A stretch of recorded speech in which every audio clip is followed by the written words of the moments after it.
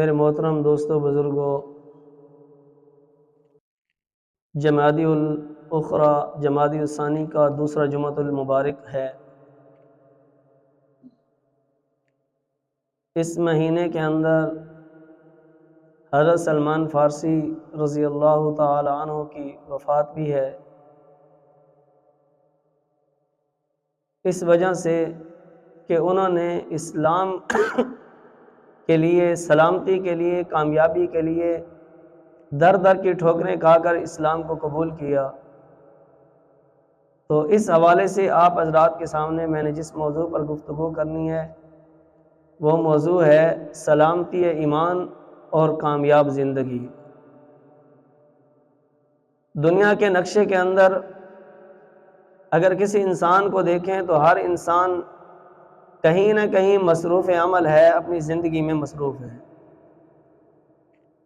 اور اگر اس کی مصروفیت کی وجہ پوچھی جائے تو وہ اپنی زندگی کا سکون، اپنی زندگی کی سلامتی، اپنی زندگی کی کامیابی کے اندر لگا ہوا ہے۔ اگر کوئی مزدور ہے تو مزدوری اس لیے کر رہا ہے کہ کچھ کما لوں گا، زندگی میں راحت، آرام، کامیابی مل جائے گی۔ کوئی نوکر نوکری کر رہا ہے تو اس کی بھی یہی چاہت ہے، کوئی تاجر تجارت کر رہا ہے، کاروبار کر رہا ہے تو اس کی بھی یہی چاہت ہے، کوئی بنگلے کوٹھی کے پیچھے لگا ہوا ہے تو اس کا بھی یہی مقصد ہے کہ میں سب سے زیادہ کامیاب ہو جاؤں۔ لیکن میرے بھائی، یہ تو ہے دنیا کے نقشے میں دنیا والوں کی سوچ اور اس کے اندر کامیابی کو ڈھونڈنا، لیکن اللہ نے کامیابی دنیا کے نقشوں میں رکھی ہی نہیں ہے۔ اللہ نے کامیابی کا راستہ جو بتایا وہ دین اسلام ہے۔ اب ایک بندہ گاڑی کوٹھی بنگلے ہونے کے باوجود اگر اسلام پہ نہیں چل رہا تو وہ کامیاب نہیں ہے، وہ ناکام ہے۔ اور ایک بندہ جھوپڑی میں غربت کی زندگی گزار رہا ہے، اگر اس کی زندگی میں ایمان اور اسلام ہے تو وہ شخص کامیاب ہے۔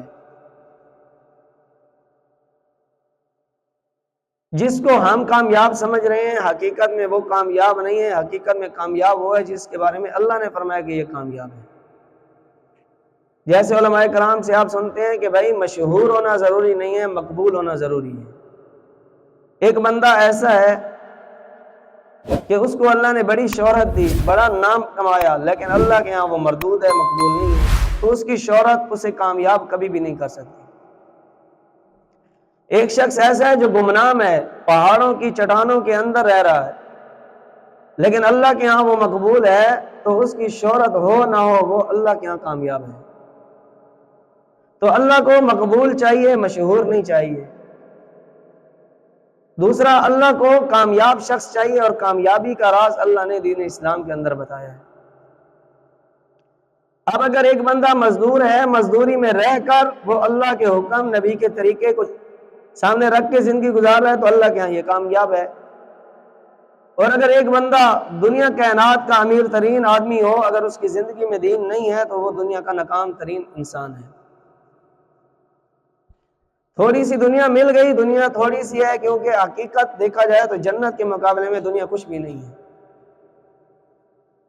اور وقت بھی تھوڑا ہے جنت کے مقابلے میں، جنت کی زندگی کے مقابلے میں دیکھا جائے تو دنیا کی زندگی کی کوئی حقیقت نہیں ہے، تھوڑی سی بھی نہیں ہے۔ اس لیے میرے بھائی، آج ہم نے اس بات کے اوپر اپنے اندر یہ غور و فکر کرنی ہے کہ میں سلامتی ایمان کے ساتھ کامیاب ہو رہا ہوں یا میرے اندر ایمان کی، اسلام کی کمزوری ہے۔ اللہ نے قرآن مجید کے اندر ارشاد فرمایا، جیسے میں نے آیت آپ کے سامنے پڑھی، وَأَنَّ هَذَا صِرَاطِي مُسْتَقِيمًا فَاتَّبِعُوهُ۔ اللہ فرماتے ہیں کہ یہ بے شک یہ میرا راستہ سیدھا راستہ ہے، بس اس کے پیچھے چلو۔ تو اب وہ صراط مستقیم سیدھا راستہ کون سا ہے؟ اللہ نے سورہ فاتحہ کے اندر اس کا تذکرہ فرمایا،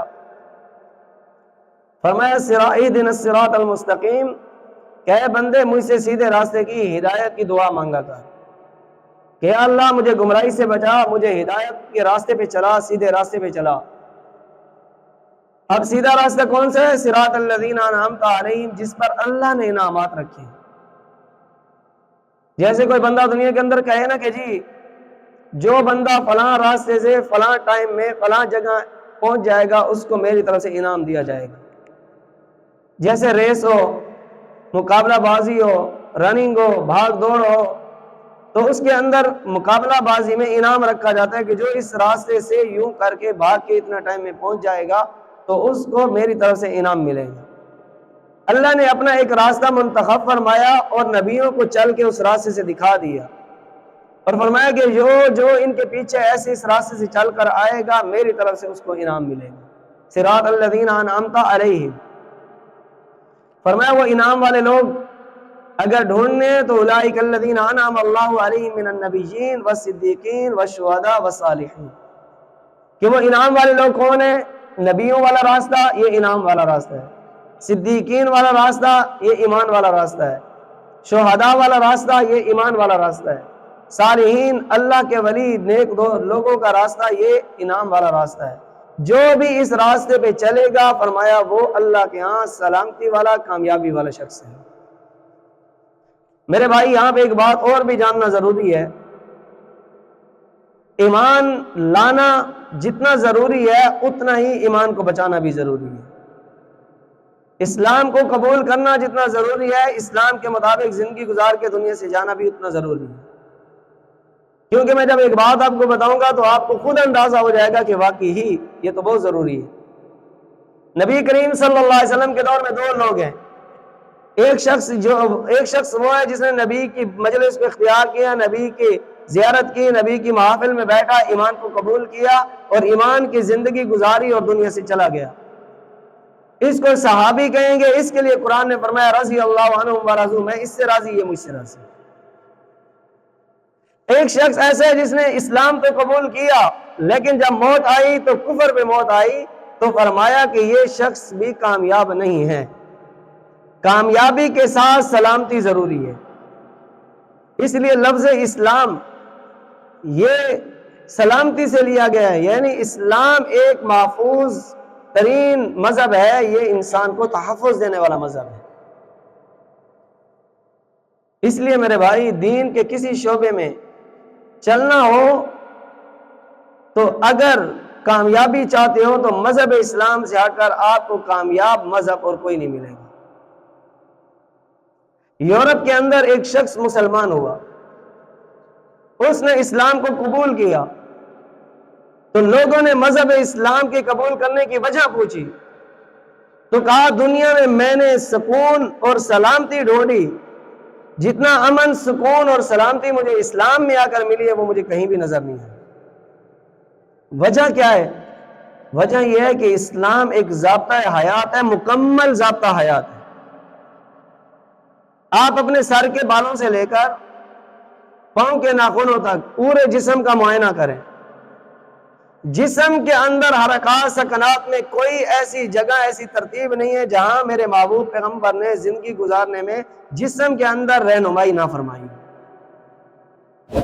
بال کاٹنے کا انداز اللہ کے نبی نے بتایا، آنکھوں میں سرما ڈالنا ہے میرے محبوب پیغمبر نے بتایا، مسواک استعمال کرنا ہے اس کا طریقہ میرے محبوب نے بتایا، ناک صاف کرنا ہے اس کا طریقہ میرے محبوب نے بتایا، منہ میں پانی ڈالنا ہے، کلی کرنی ہے، منہ کو صاف کرنا ہے اس کا طریقہ میرے محبوب نے بتایا، ہاتھ دھونے اس کا طریقہ بھی اللہ کے نبی نے بتایا، حتیٰ کہ سر سے لے کر پاؤں تک پورے جسم پہ پانی بہانا ہے تو اس کا طریقہ بھی اللہ کے نبی نے بتایا۔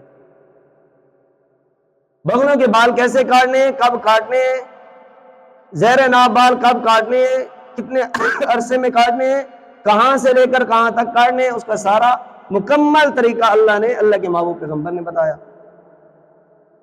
اس کو چھوڑیں آگے دیکھیں، حتیٰ کہ پاؤں کے ناخن کاٹنے کا طریقہ بھی اللہ کے نبی نے بتایا۔ تو اس لیے میرے بھائی اسلام پہ اگر اللہ نے رکھا ہوا ہے تو کروڑ ہاں شکر ادا کیا کریں کہ اسلام جیسی مکمل زندگی اور کسی مذہب میں آپ کو نہیں ملے گی۔ ہر مذہب کے اندر آپ کو خامی کجی پان ملے گا، لیکن اسلام کے اندر آپ کو کوئی خامی کوئی کمی نہیں ملے گی، مکمل ضابطہ حیات ہے اسلام۔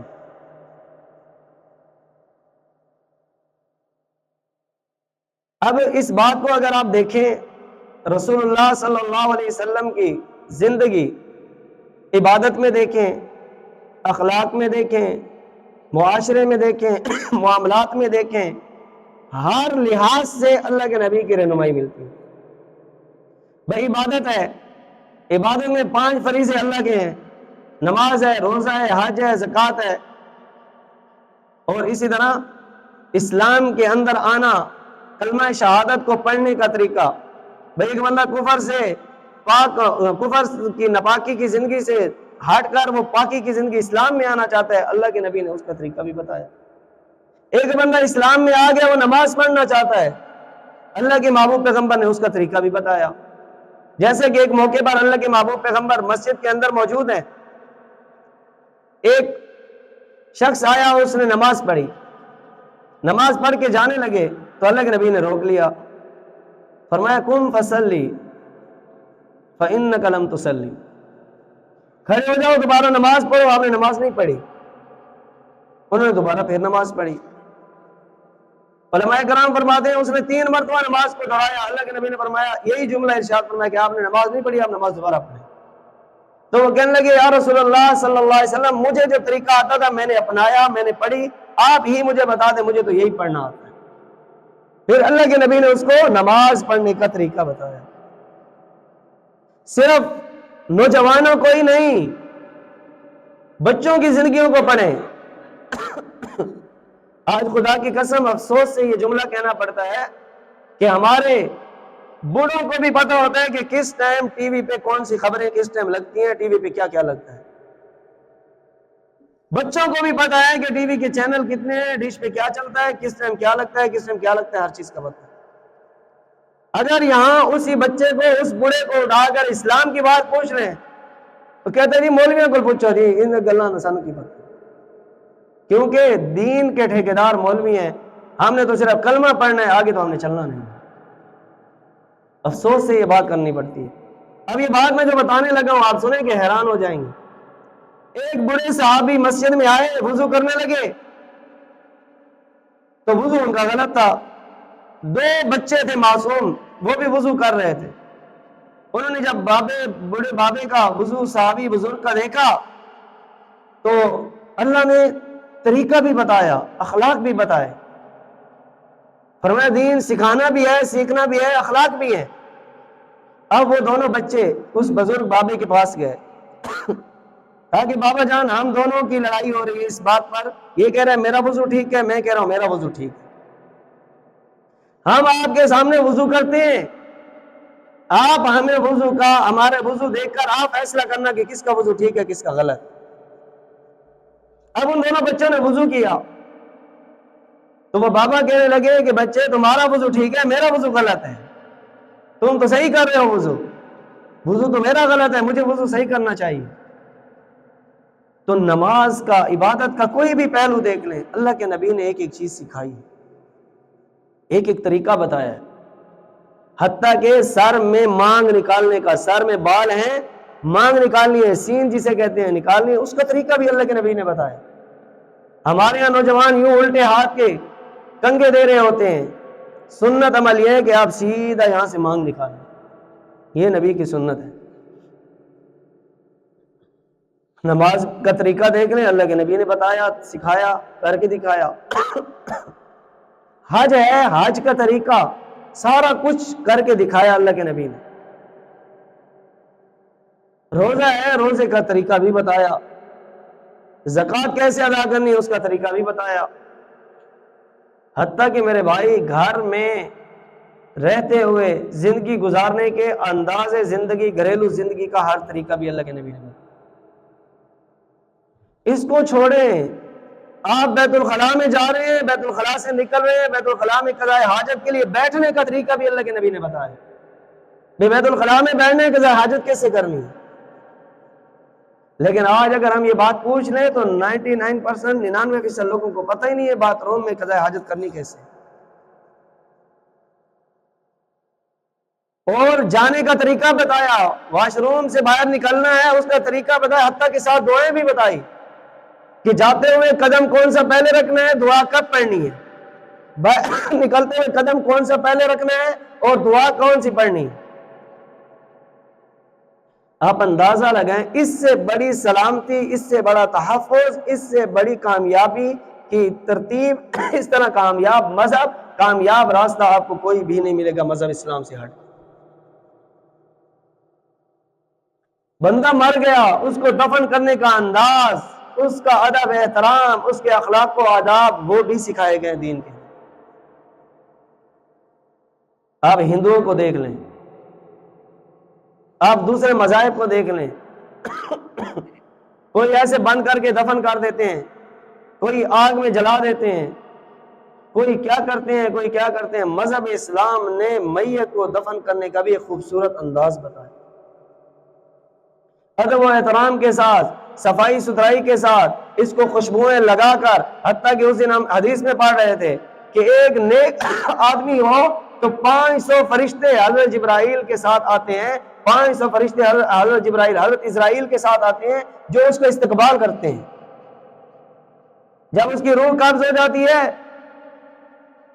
جب اس کو کفن دیا جا رہا ہوتا ہے، کفن سے پہلے فرشتے آسمان سے جنتی کفن لے کے آتے ہیں، جو اس کو پہناتے ہیں۔ جو ہم خوشبوئیں لگاتے ہیں، اس سے پہلے فرشتے جنت کی خوشبوئیں اس کو لگاتے ہیں،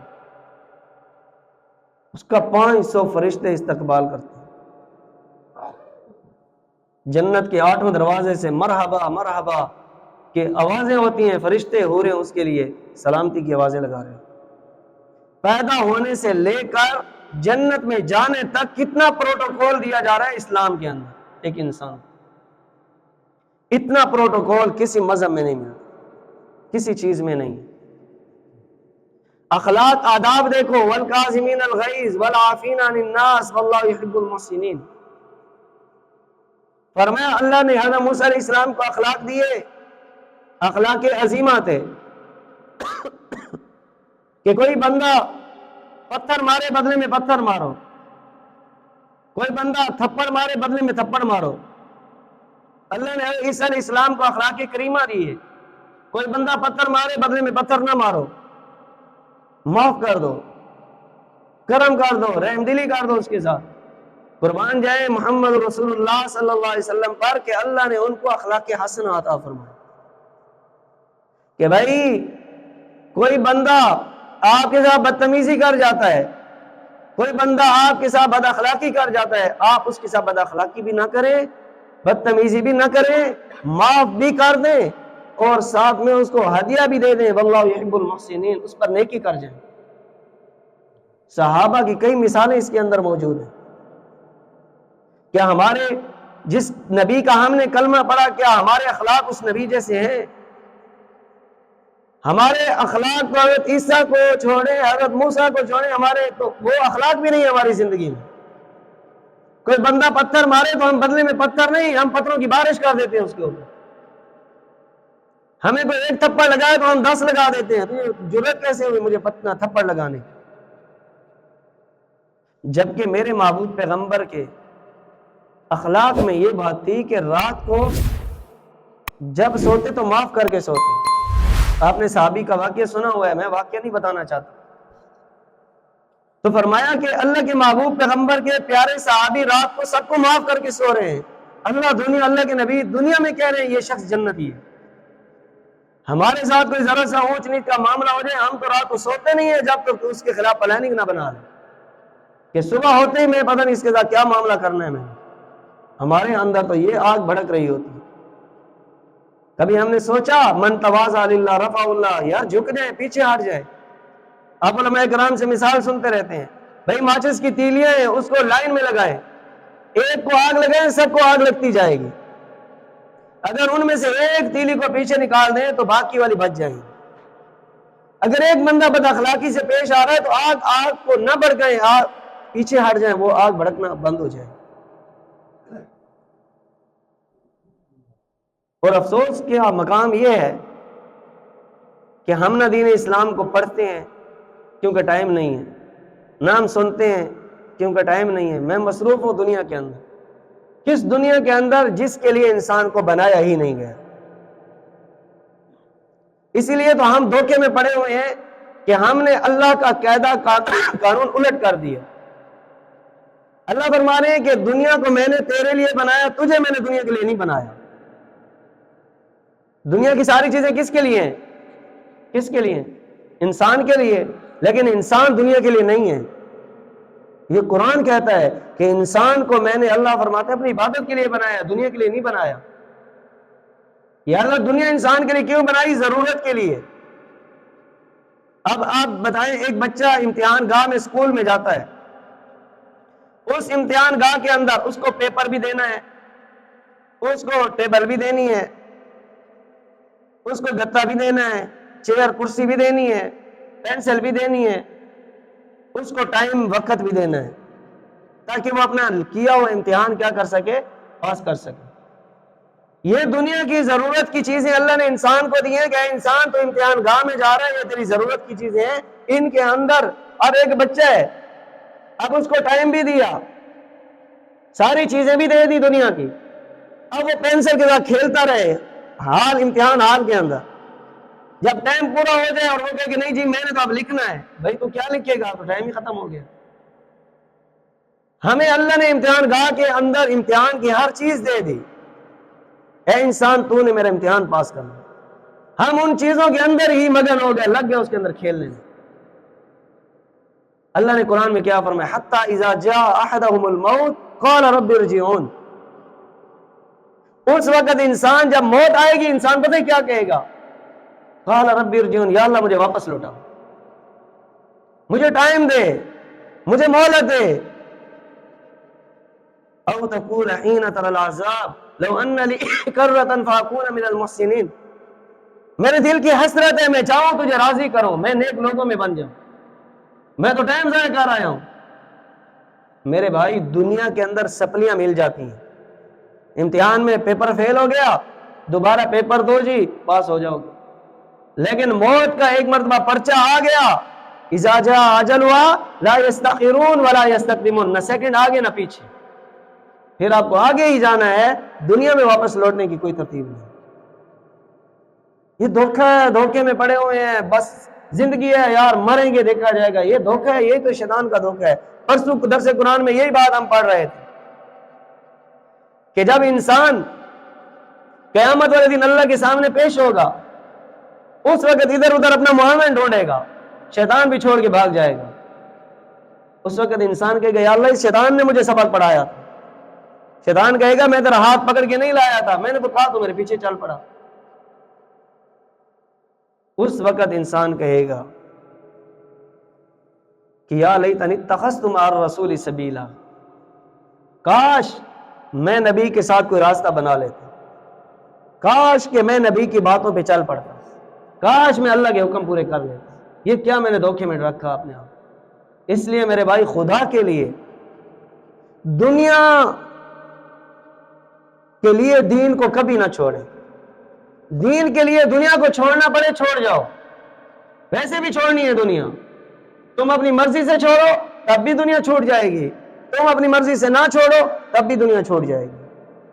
لیکن جب بات دین اور دنیا کی آئے تو دین کو پہلے رکھو، دنیا کو پیچھے رکھو، پہلے دین کا تقاضا پورا کرو، پھر دنیا کی حاجتیں اپنی پوری کرو۔ نماز کا ٹائم ہو گیا، دنیا کو پیچھے کر دو، بس یار ادھر رکھیں۔ 24 گھنٹے اللہ نے زندگی دی ہے، کتنی 24 گھنٹے، دن کے 24 گھنٹے ہیں، ان 24 گھنٹوں میں 23 گھنٹے اگر انسان کی دنیا کی ضرورتیں پوری نہیں ہوتی تو نماز کا 1 گھنٹے میں بھی انسان کچھ نہیں کر سکتا۔ بندہ بیٹھ کے سوچے تو صحیح، وہ یار میں نماز پہ جاؤں گا میرا وقت ضائع ہو جائے گا، تو یار میں نماز پہ جاؤں گا میرا فلاں کام نہیں پورا ہوگا۔ 23 گھنٹوں میں تو نے کون سا امریکہ فتح کر لیا؟ 23 گھنٹوں میں تو کون سا تیر مار خان بن چکا ہے؟ تو کیا بن گیا؟ تو میرے بھائی کبھی بھی دنیا کے لیے دین کو نہ چھوڑیں، پہلے دین کا تقاضا پورا کریں۔ دنیا تو چل رہی ہے، چلتی رہے گی۔ میں 3 واقعہ بطور مثال کے آپ کو اسی بات پر سمجھاؤں کہ بھائی دیکھو، سلامتی ایمان اصل کامیابی ہے۔ اگر مذہب اسلام پہ چل رہا ہے، خدا کی قسم تیرے پاس دنیا ہے تب بھی تو کامیاب ہے، تیرے پاس دنیا نہیں ہے تب بھی تو کامیاب ہے۔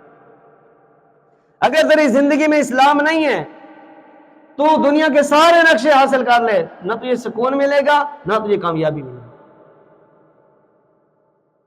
کائنات میں بڑے بڑے لوگ دنیا میں زندگی گزار کے گئے ہیں، آپ ان کی زندگیوں کو پڑھیں دیکھیں۔ میں نے بھی شروع میں یہی بات کی کہ یورپ کے امریکہ کے اندر ایک شخص نے اسلام کو قبول کیا، وجہ پوچھی کہ بھائی تو نے اسلام کو قبول کیوں کیا؟ 1400 سال کے بعد یورپین ممالک کے اندر ایک رہنے والا گورا مذہب اسلام قبول کر رہا ہے۔ کہا کہ میں نے دنیا کی زندگی میں سلامتی اور امن کو ڈھونڈا، جتنی سلامتی اور امن اور سکون مجھے مذہب اسلام میں ملا مجھے کہیں بھی نہیں ملا۔ اسی بات کے اوپر حضرت سلمان فارسی رضی اللہ تعالیٰ عنہ ایک راہب کے پاس گئے، سکون ڈھونڈ رہے ہیں، مذہب کو ترجیح دے رہے ہیں، کون سا مذہب ہے قبول کروں تاکہ میں زندگی کے اندر سلامتی اور سکون مجھے مل سکے۔ ایک راہب کے بعد دوسرے کے بعد حتیٰ کہ تیسرے راہب کے پاس گئے تو اس نے کہا کہ آخر الزمان نبی آنے والا ہے۔ جب وہ مدینے میں آئے تو اس کے ہاتھ میں اسلام، اس مذہب کو قبول کرنا، اسی کے اندر ہی تجھے زندگی کے ساری چیزیں جو تو چاہتا ہے وہ تجھے ملے گی۔ جب اللہ کے محبوب پیغمبر مکہ سے مدینہ ہجرت کر کے لے کے گیا تو حضرت سلمان فارسی رضی اللہ تعالیٰ عنہ نے اسلام قبول کیا اور زندگی کے اندر مٹھاس اور سکون کو پایا۔ ہم یہ مذاق سمجھتے ہیں، یہ میں بول رہا ہوں آپ سن رہے ہیں، آپ بولتے ہیں میں سن رہا ہوں، ہم ایک دوسرے کو بتاتے ہیں سن رہے ہیں، ہمارے یہاں مذہب کی صرف اتنی ترجیح ہے۔ خدا کی قسم اس مذہب کو لیں، باہر غیر مسلم ممالک میں جائیں، ان کی عزت، اس کا احترام، اس کی اہمیت جا کر ان لوگوں سے پوچھیں۔ سکون کیا چیز ہوتی ہے؟ آج ہم کہتے ہیں نا کہ جی میرے پاس گاڑی نہیں ہے یار، مزہ نہیں ہے، بڑی بڑی گاڑیوں والوں کو جا کے مل رہے ہیں، وہ بھی کہہ رہے ہیں یار سکون نہیں ہے، یار میرے پاس گھر ہے کچا ہے پکا نہیں ہے، یار مجھے یہ بتا رات کو سکون کا سوتا ہے یا نہیں سوتا؟ جا کے یہ سکون کی نیند 4 منزلہ بلڈنگ کھڑی کرنے والے کسی سے جا کے پوچھ، الٹ پلٹ ہو رہے ہوتے ہیں ساری رات، نیند نہیں آ رہی، سکون نہیں۔ کیوں؟ اس لیے کہ مذہب اسلام اس کی زندگی میں، اللہ نے جتنا سکون اسلام میں رکھا ہے، جتنا تحفظ اسلام نے دیا ہے، جتنی سلامتی اسلام کے اندر اور کہیں بھی نہیں۔ جس نے اسلام کو قبول کیا یہاں دنیا میں بھی آگ اس کے قریب نہیں آئے گی۔ جس نے مذہب اسلام کو قبول کیا قبر کی آگ بھی اس کا کچھ نہیں کر سکتی۔ جس نے مذہب اسلام کے مطابق زندگی گزاری جہنم کی آگ بھی اس کا کچھ نہیں کر سکتی۔ جس نے اسلام کو قبول نہ کیا، ہندوؤں کو دیکھ لیں، دنیا میں بھی ان کو زندہ جلایا جاتا، ان کو جلایا جاتا ہے مرتے، قبر کی آگ بھی پکی ہے، جہنم تو پھر پکی پکی ہے۔ حضرت عمر رضی اللہ تعالیٰ عنہ، کافروں کی سازش ہوئی، پلان بنایا اللہ کے محبوب پیغمبر کو قتل کرنے کا۔ حضرت عمر رضی اللہ تعالیٰ عنہ کو اس بات پہ تیار کیا، ایگری کیا کہ آپ جا کر نعوذ باللہ من ذالک محمد صلی اللہ علیہ وسلم کو قتل کریں، آپ کر سکتے ہیں۔ یہ عمر حالت کفر میں کیا کرنے جا رہے ہیں؟ اللہ کے نبی کو، امام الانبیاء کو قتل کرنے جا رہے ہیں۔ آج جس قرآن سے ہم دور ہیں، اس قرآن کی چند آیتیں حضرت عمر کے کانوں میں پڑی تو پوری زندگی کی کایا پلٹ گئی۔ قرآن کی چند آیتیں حضرت عمر نے سنی، سورۃ طٰہٰ کی، تو اس آیتوں نے حضرت عمر کی زندگی، جو قتل کرنے جا رہے تھے، ان کا طریقہ کاری بدل گئی۔ جب حضرت عمر رضی اللہ عنہ مسجد کے اندر آئے تو حضرت حمزہ رضی اللہ تعالیٰ عنہ، دیگر جو چند صحابہ موجود تھے، بیٹھے تھے، حضرت عمر بھی ایک سرداروں میں شمار تھا، حضرت حمزہ اللہ کے نبی کے سگے چچا، ان کا شمار بھی سرداروں میں تھا۔ تو یہ کھڑے ہوئے کہ لگتا ہے کہ عمر غلط ارادے سے آ رہا ہے اور اس کے ساتھ اس کو نبی کے قریب نہ آنے دو۔ تو اللہ کے نبی نے فرمایا کہ اے چچا جان، آنے دو عمر، ان کو آنے دو۔ وجہ کہ اللہ کے نبی نے دعا مانگی تھی، اللہم اعز الاسلام بعمر بن الخطاب او عمر بن ہشام، یا اللہ اسلام کو عزت دے، اسلام کو طاقت دے، اسلام کا بول بالا کر، یا ابو جہل سے یا عمر بن خطاب سے۔ 2 بندے یہ طاقتور تھے مکہ کے اندر، 2 کا نام اللہ کو دیا، اللہ نے سلیکشن کر دیا حضرت عمر کی، سلیکٹ کر دیا حضرت عمر کو اسلام کے لیے۔ اور حضرت عمر آئے، اور اس سے آنے سے پہلے لمبا واقعہ بتانا مقصد نہیں ہے، ٹائم نہیں ہے۔ تو بہن سے جو پہلے اسلام قبول کر چکی تھی، ان کو بھی مارا کہ تو نے اسلام کو کیوں قبول کی۔ لیکن جب خود قرآن کی آیتیں سنی تو حضرت عمر خود پریشان ہو گئے کہ میں کیا کر رہا ہوں۔ میرے بھائی وہ سرداری چھوڑ گئے کیونکہ ان کو سکون نظر آیا اسلام کے اندر، انہوں نے نبی کا قتل کرنے کا ارادہ ترک کر دیا، چھوڑ دیا، کیونکہ ان کو غلط راستہ نظر آیا۔ آج ہمارے پاس سرداری بھی نہیں ہے، ہمارے پاس لینڈ لارڈ بھی نہیں ہے، لیکن اسلام سے بھی ہم باغی بنے ہوئے ہیں۔ اور جی میں فلاں کام کر لوں گا تو میری دنیا کا کیا بنے گا؟ دنیا تو اللہ کے نبی نے فیصلہ کر کے بتا دیا، ان نفسا لن تموت حتی تستکمل رزقہا، فرمایا تیرے مقدر کا تو تجھے مل کر رہے گا، موت آئے گی نہیں جب تک تیرا مقدر پورا نہیں ہو، وہ تو کوئی چھین ہی نہیں سکتا۔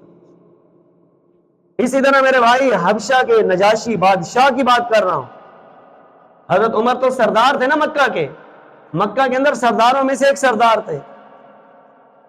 حضرت سلمان فارسی تو فارس کے رہنے والے ایک نوجوان تھے۔ بات کریں حبشہ کے نجاشی کی،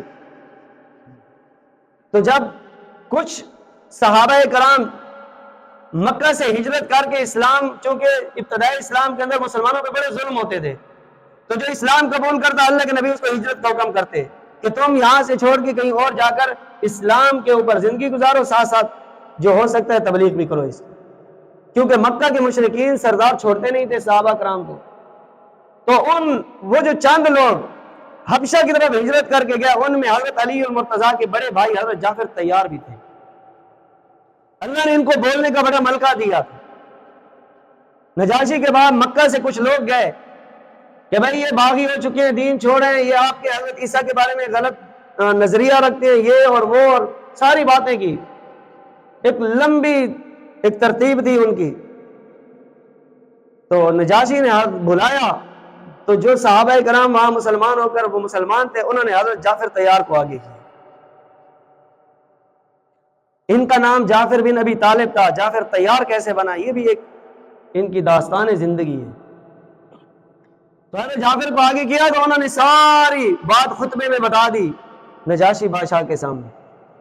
تو نجاشی نے تنکا اٹھایا اور کہا کہ اتنا برابر بھی اس نے غلط نہیں کہا، جو بات کی اس نے سچ کہی۔